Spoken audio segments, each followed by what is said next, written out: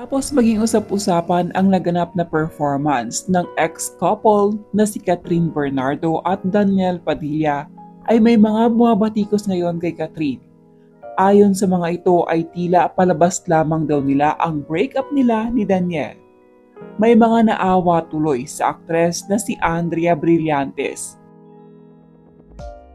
Si Andrea Brillantes ang itinuturong dahilan kung bakit naghiwalay si Catherine at Daniel. Ayon sa mga ito, sinisira lamang daw ni Catherine ang pangalan ni Andrea. Lalo pat matapos ang naging kumpirmasyon ng hiwalayan nila ni Daniel ay hindi na nito nilinaw ang totoong dahilan kung bakit sila naghiwalay ni Daniel Padilla. Hinahayaan lamang daw nito na batikusin si Andrea ng mga netizens lalong-lalo na ng mga fans ng Kathniel. Sa ginagawang pananahimik ni Catherine sa totoong dahilan ng kanilang paghihiwalay ay mas lalo daw nadidiin ang pangalan ni Andrea.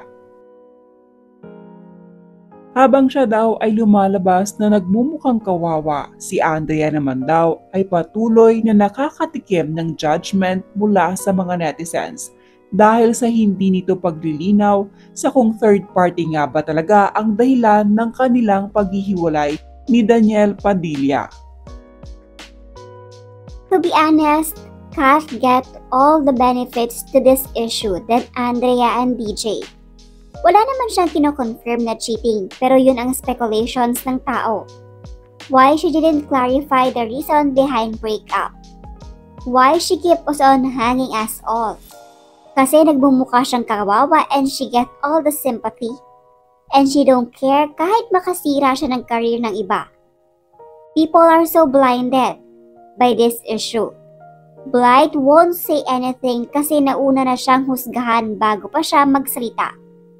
Palagay mo may maniniwala pa? It became useless and stupid if you defend yourself.